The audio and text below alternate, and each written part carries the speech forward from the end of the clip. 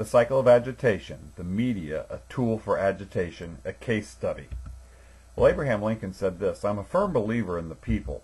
If given the truth, they can be depended upon to meet any national crisis. The great point is to bring them the real facts." In this webinar, we hone in on the media as an agitator. What is to agitate is to attack the target, to deploy the propaganda, to take control of the language and never let it go, to make every attempt to put the target on the defensive, to stir people up, and to align with the media to propagate your talking points and agenda. In our case study, we're taking a look at the Human Rights Campaign coordinated agitation on the state of North Carolina in the spring of 2016 and the coordination with the media.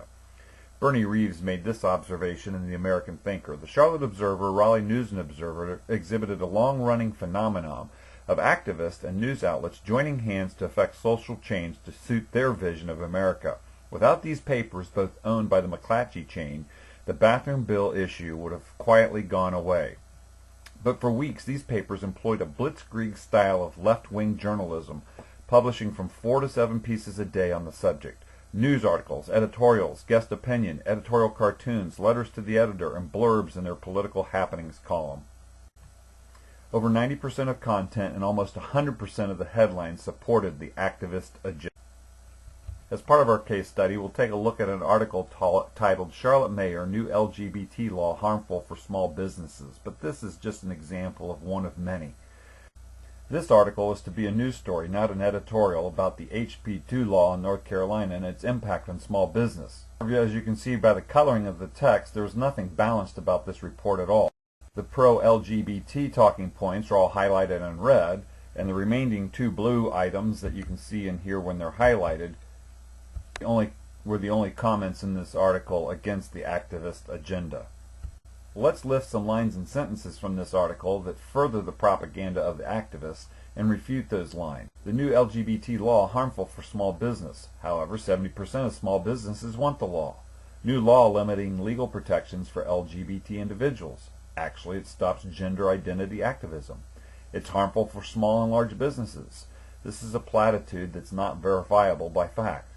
It's already sending the wrong message. Well, the activists and media are saying it's the wrong message, but is it? The mayor says this in so many different ways. This is a challenge to our future. The mayor actually brought this all on the city and then provides a platitude as an answer.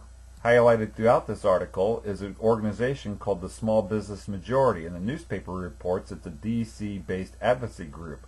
With a little research that took 3 or 4 minutes, you can find out that the Small Business Majority is a San Francisco-based advocacy group run by a progressive activist along with other progressive friends in San Francisco, have as a stated goal the advancement of progressive agenda items as well as the militant gay activist agenda.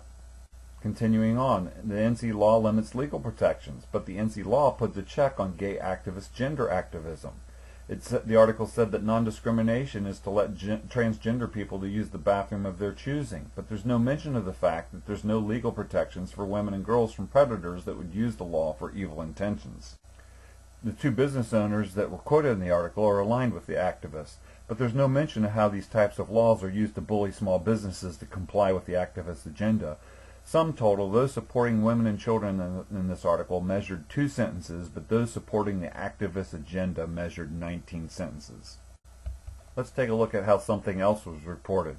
Protesters delivered petitions calling for repeal of HB2 to North Carolina governor, and 26 boxes of petitions were delivered.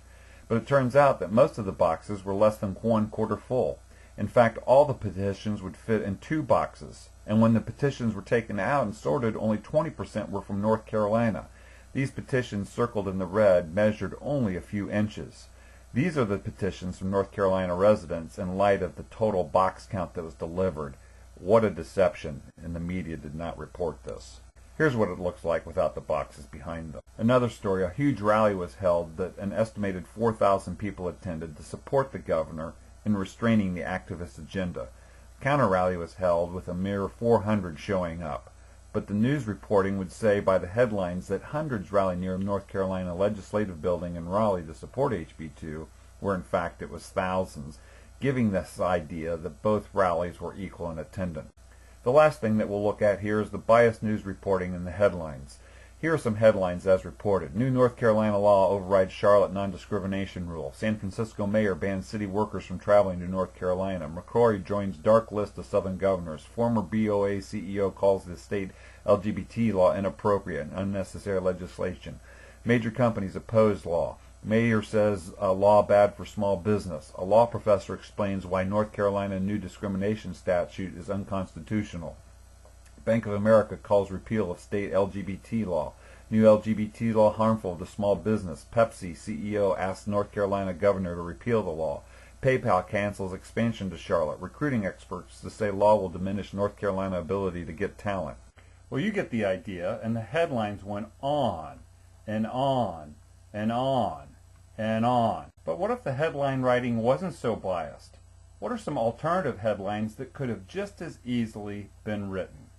Charlotte ordinance would allow men and women's locker rooms and showers. New North Carolina law stops gender activism. New North Carolina law protects women and girls from predators in bathrooms and showers.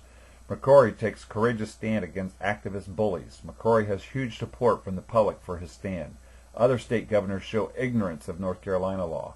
Former BEO head joins activist ranks against citizens of North Carolina.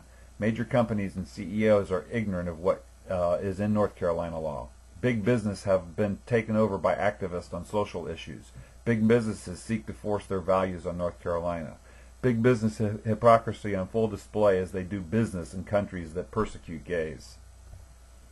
Small businesses thank governor for protecting them from bullying. A law professor explains why NC law is constitutional. NC law is similar to over 33 other states. Springsteen, Boston, Pearl Jam, preening celebrities show complete ignorance.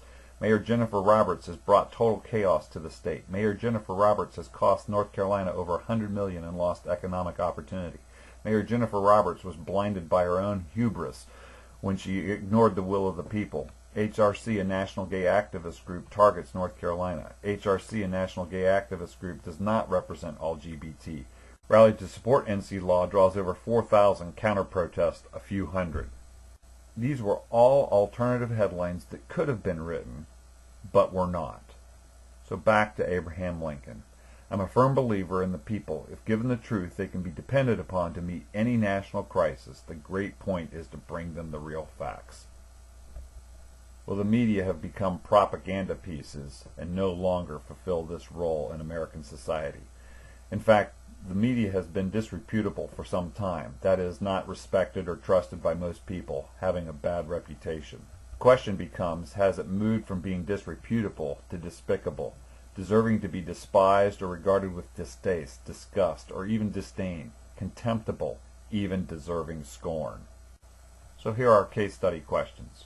What stands out to you in this case study? What do you think of Lincoln's concept, if given the truth, people can be depended upon? Is the media disreputable, despicable, or something else? How are people supposed to get the facts? How can you help others unplug from the media propaganda machine? And what is the impact of this on a free society? This is Liberty Today.